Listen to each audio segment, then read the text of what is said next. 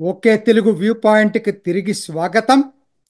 సోనియా గాంధీ, రాహుల్ గాంధీ ఇంతవరకు నెహ్రూ కుటుంబంలో ఇటువంటి అవినీతి ఆరోపణల ఎదుర్కొన్నటువంటి వ్యక్తులు లేరు.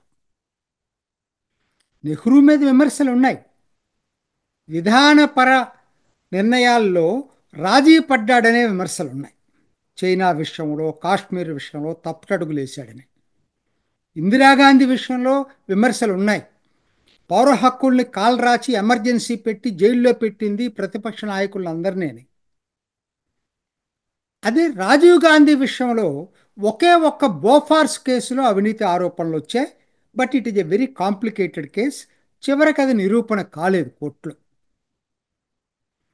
అదే ఇవాళ సోనియా గాంధీ, రాహుల్ గాంధీ మీద వచ్చినటువంటి ఆరోపణలు ఈరోజు మార్కెట్ విలువ ప్రకారం 5,000 కోట్ల రూపాయలున్న ఆస్తిని నేరపూరితంగా కాంగ్రెస్ పార్టీకి సంబంధించిన ఆస్తుల్ని తమ సొంతం చేసుకోవాలనేటువంటి కుట్ర పన్నారనేటువంటి అభియోగాలు ఎదుర్కొంటున్నారు. ఇది అంత కాంప్లికేటెడ్ కేసు కూడా కాదు. బొఫార్స్ కేసుతో పోలిస్తే it is open and shut case. ఎందుకు చెప్పాల్సి వస్తుంది నేను వివరిస్తాను మీకు. ఇప్పుడు 9వ తేదీన ఎన్ఫోర్స్మెంట్ డైరెక్టరేట్ ఛార్జ్షీట్ దాఖలు చేయటం, 25వ తేదీన విచారణ ఎదుర్కోబోవటం ఇప్పుడు జరిగినటువంటి పరిణామం. 11వ తేదీ అయితే ఆ ఆస్తులు ఎక్కడెక్కడ ఉన్నాయో ఆ ఆస్తులకి నోటిఫికేషన్ కూడా ఇవ్వటం జరిగింది. వాటి మీద వచ్చే ఆదాయం కూడా అద్దెలు కానీ ఏదైనా సరే ఇక నుంచి ఈడీ అకౌంట్లోనే జమ చేయాలని కూడా ఆ నోటీసులో ఇవ్వటం జరిగింది. అసలు ఇది ఎట్లా వచ్చింది బయటకని చూసుకున్నప్పుడు 2013లో సుబ్రహ్మణ్య స్వామి రైట్ చేశాడండి. ఆయన ఒక కేసు పెట్టాడు. ముద్దాయిలు ఇదే ముద్దాయిలు సోనియా గాంధీ, రాహుల్ గాంధీ, తర్వాత ఆస్కార్ ఫెర్నాండెజ్, మోతీలాల్ వోరా, శామ్ పెట్రోడా, సుమన్ దూబే, వీళ్ళందరినీ కలిపేసి ఒక కేసు పెట్టాడు ఆయన. ఆయన దీన్ని 2013లో పెడితే కేసు నడుస్తూ ఉంది. 2000 హైకోర్టు, సుప్రీంకోర్టుకు కూడా వెళ్ళారు. వెళ్ళినా కూడా ఆ రెండు కూడా ప్రైమా ఫేసి ఎవిడెన్స్ ఉందనేటువంటి దీని కంక్లూషన్స్కి వచ్చారు. తర్వాత 2017లో ఇన్కమ్ ట్యాక్స్ అసెస్మెంట్ ఆర్డర్ ఇచ్చింది 414 కోట్లు. సరే, తర్వాత దాన్ని ఛాలెంజ్ చేశారు కోర్టులో. 398 కోట్లుగా రీఅసెస్మెంట్ ఆర్డర్ వచ్చింది. ఇది స్థూలంగా ఇది జరుగుతున్న దీని మీద 2021లో ఎన్ఫోర్స్మెంట్ డైరెక్టరేట్ కేసు టేకప్ చేసింది. ఎందుకంటే ఇది మనీ లాండరింగ్కి సంబంధించింది కాబట్టి ప్రైమా ఫేసి ఎన్ఫోర్స్మెంట్ డైరెక్టరేట్ పర్వ్యూలోకి వస్తుంది. ఆ కేసు టేకప్ చేసిన తర్వాత 2023 నవంబర్లో దాదాపు 751 కోట్ల 2 కోట్ల ఆస్తుల్ని జప్తు చేసింది. ఇప్పుడు ఇచ్చినటువంటి నోటీస్ ప్రకారంగా 900 పైచిలుకు ఈ ఆస్తులన్నింటిని జప్తు చేశారు. మొత్తం ఆస్తుల విలువ ఆల్మోస్ట్ 2,000 కోట్లు ఆనాటికి వీళ్ళు కబ్జా చేసే రోజుకి. ఇవాళ దాని విలువ 5,000 కోట్లట, మార్కెట్ విలువ. ఇదండి సంక్షిప్తంగా చెప్పాను మీకు. ఇప్పుడు కేసు వివరాల్లోకి వెళ్దాం. అసలు ఆ ఛార్జ్ షీట్ ఏంటి, అభియోగాలు ఏంటి?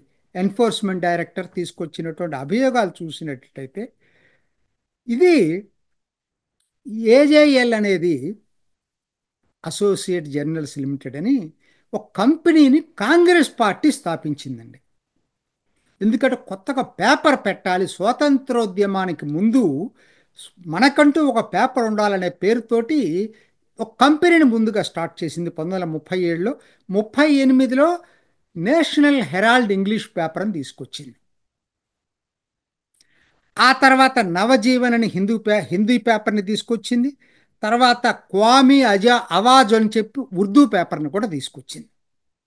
ఇది నడుస్తూ నడుస్తూ స్వాతంత్రం వచ్చిన తర్వాత 2008లో ఇది పనిచేయట్లేదు, నష్టాలు వస్తున్నాయని చెప్పి దీన్ని క్లోజ్ చేసేసారు, మూసేశారు. 2008లో జాగ్రత్తగా అయినట్టు ఇదంతా కాంగ్రెస్ పార్టీది. అప్పటికే ఈ నేషనల్ హెరాల్డ్ పేరు మీద దీనికి ఢిల్లీలో ఆస్తులు ఉన్నాయి, ముంబైలో ఆస్తులు ఉన్నాయి, లక్నోలో ఆస్తులు ఉన్నాయి, పాట్నాలో ఆస్తులు ఉన్నాయి, భోపాల్లో ఆస్తులు ఉన్నాయి. సో ఇవన్నీ కూడా ఏంటి, ఈ పేపర్ తరఫున ఎక్వైర్ చేసింది కంపెనీగా ఏజీఎల్ ఉంది. ఈ ఆస్తులు ఉండగా క్లోజ్ చేశారు. అసలు వ్యాపారాల వల్ల నష్టాలు లాభాలు అనేది సహజం. క్లోజ్ చేశారు, పేపర్ నడవట్లేదని క్లోజ్ చేశారు. క్లోజ్ చేసిన తర్వాత అసలు కథ ఇక్కడి నుంచి మొదలైంది. మరి దీని వెనక ఆస్తులు ఉన్నాయి కదా, అద్దెలు వస్తున్నాయి కదా, కమర్షియల్ యాక్టివిటీ ఆగల. పేపర్ ఆగింది తప్పితే కమర్షియల్ యాక్టివిటీ ఆగల, అది నడుస్తూ ఉంది. దాని మీద అద్దెలు వస్తున్నాయి ఈ రియల్ ఎస్టేట్ మీద. సో దీన్ని ఏమిటి మరి దీనికి మరి పరిస్థితి ఏంటంటే 2010 కల్లా ఓ పెద్ద, అంటే ఈడీ చెప్పేదాని ప్రకారంగా ఇదొక కహనా స్టోరీ అల్లారు. ఏంటి ఆ స్టోరీ అంటే 90 కోట్ల అప్పులున్నట్టు, 90 కోట్ల అప్పులున్నట్లు, 90 కోట్లు ఈ అప్పులు కాంగ్రెస్ పార్టీ వీళ్ళకి ఇచ్చినట్టు, చూడండి, ఇచ్చినట్టు. కానీ ఏజేఎల్ నష్టాల్లో ఉంది కాబట్టి అది తిరిగి చెల్లించినట్టు. ఇదొక కథ. ఇంతవరకు వదిలిపెట్టదు, నేను టూకీగా చెప్తున్నాను మీకు. తర్వాత 2010లోనే యంగ్ ఇండియా లిమిటెడ్ అని కొత్త ప్రైవేట్ కంపెనీని స్టార్ట్ చేశారు. అది కాంగ్రెస్ పార్టీకి సంబంధం లేదు, ప్రైవేట్ కంపెనీ. అది యంగ్ ఇండియా కంపెనీ. ఒక ఇద్దరు స్టార్టింగ్లో నాకు తెలిసి సుమన్ దూబే, శ్యామ్ పెట్రోడా ద్వారా క్రియేట్ చేశారు. అది 2000 ఎప్పుడు జరిగింది, 2010 నవంబర్ 23లో కంపెనీని రిజిస్టర్ చేస్తే డిసెంబర్ 13న రాహుల్ గాంధీని డైరెక్టర్గా చేర్చారు. చూడండి ఒక్కోటి ఒక్కటి ఎక్కడ జరుగుతుందో. డిసెంబర్ 13న రాహుల్ గాంధీని డైరెక్టర్గా చేర్చారు. అదే జనవరి 2011న ఇంకొద్ది రోజుల తర్వాత సోనియా గాంధీని డైరెక్టర్గా చేర్చారు. తర్వాత మోతీలాల్ వోరా వీళ్ళందరూ, ఆస్కార్ ఫెర్నాండెజ్ వీళ్ళందరూ ఉన్నారు. కాకపోతే మేజర్ షేరు 38% సోనియా గాంధీకి, రాహుల్ గాంధీకి 38%, అంటే ఇద్దరు కలిపి 76% ఈ కంపెనీలో వాటాలు ఉండేటట్టుగా డైరెక్టర్లుగా. 24% మిగతా ఎవరికున్నా కూడా, అంటే వాళ్ళకి ఏం లెక్క ఉంటుంది, 76% వీళ్ళ చేతిలో ఉన్నప్పుడు వీళ్ళదే కదా. ఆ- ఆ- ఇక్కడే కదా, అక్కడేమో 90 కోట్లు నష్టాలు, ఇక్కడేమో ఒక కంపెనీని ఫ్లోట్ చేశారు. ఇప్పుడు జరిగిందండి అసలు కథ. ఏజీఎల్, మేము ఈ ఆస్తులు ఏజీఎల్ని 90 కోట్ల అప్పులు ఏదైతే ఉన్నాయో ఈ అప్పులు మేము కాంగ్రెస్ పార్టీ అడిగినట్టు తీర్చలేనట్టు, యంగ్ ఇండియాకి అది, యంగ్ ఇండియా మేము తీర్చలేం కాబట్టి అది యంగ్ ఇండియాకి అమ్మేసేటట్టు 50 లక్షలకి, 90 కోట్ల అప్పు కూడా వాళ్ళకి బదలాయించేటట్టు. తర్వాత యంగ్ ఇండియా ఏజీఎల్ వాళ్ళదే, కాంగ్రెస్ పార్టీదే, ఏజీఎల్ని మీరు 90 కోట్లు పే చేయండి అని అంటే వాళ్ళు మా దగ్గర డబ్బులు లేవు, అయితే మీరు మాకు మొత్తం వాటా బదలాయించండి అంటే మొత్తం ఏజీఎల్ షేర్లన్నీ యంగ్ ఇండియా కంపెనీకి మార్చినట్టు. ఇటు ట్రాన్సాక్షన్స్ లేవు. సో మొత్తం మీద ఏం చేశారు, ఇప్పుడున్నటువంటి ఆస్తులన్నింటినీ కూడా యంగ్ ఇండియా కంపెనీకి మారిపోయినాయి. అంటే కాంగ్రెస్ పార్టీ చేతిలో నుంచి సోనియా గాంధీ, రాహుల్ గాంధీ చేతిలోకి మారినాయి. సింపుల్ పాయింట్ అండి. 1937లో స్థాపించిన ఏజీఎల్ కాంగ్రెస్ పార్టీ వారసత్వంగా వచ్చిన ఆస్తి నష్టాలు వచ్చిందని మూసేసిన తర్వాత 2 సంవత్సరాల తర్వాత కథ నడిపి చివరికి కాంగ్రెస్ పార్టీ ఆస్తులన్నింటినీ సోనియా గాంధీ, రాహుల్ గాంధీకి మార్చారు, యంగ్ ఇండియా కంపెనీకి.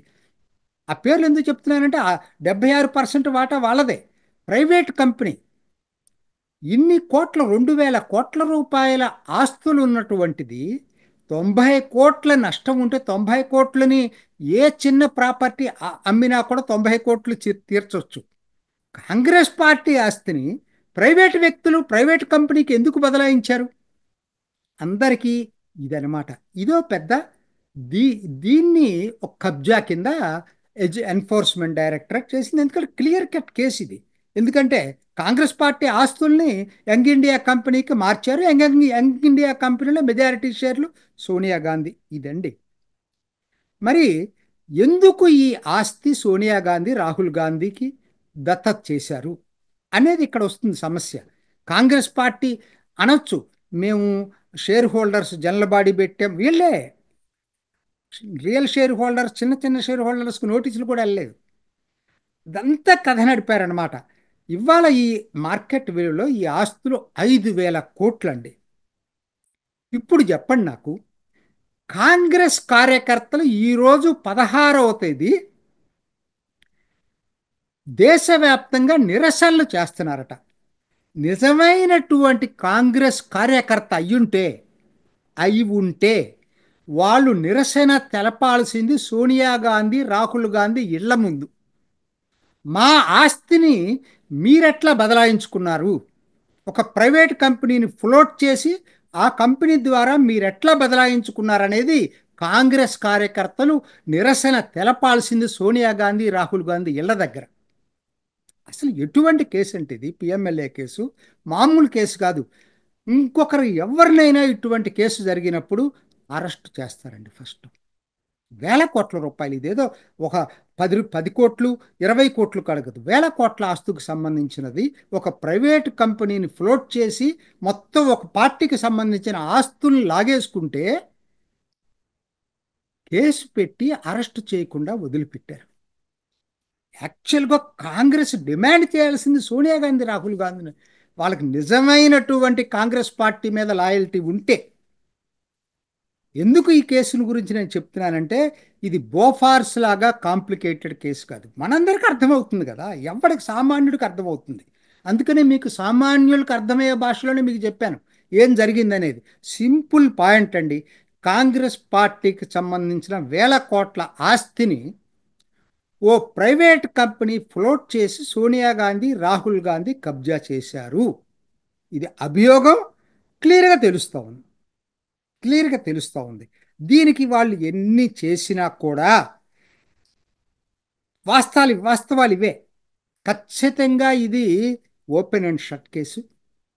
కాంగ్రెస్ కార్యకర్తలు నిరసనలు తెలపండి సోనియా గాంధీ ఇంటి ముందు. అంతేగాని దేశవ్యాప్తంగా కాంగ్రెస్ సామాన్య కార్యకర్తల్ని మోసం చేయకండి. ఇది నిజం. ఎవరు ఒప్పుకున్నా లేకపోయినా ఇది నిజం. చూద్దాం 25వ తేదీ ఏం జరుగుతుందో. ఇది ఈనాటి ఓకే తెలుగు వ్యూ పాయింట్. మరొక ఎపిసోడ్లో మళ్ళీ కలుసుకుందాం. నమస్తే. చూసారు కదండి, మరి ఈ వీడియో కనుక మీకు నచ్చినట్లయితే ఒక లైక్ కొట్టేసి మీ అభిప్రాయాన్ని కూడా కామెంట్ బాక్స్లో తెలియజేస్తూ ఇలాంటి ఇంట్రెస్టింగ్ అప్డేట్స్ కోసం మా ఛానల్ని సబ్స్క్రైబ్ చేసుకోండి.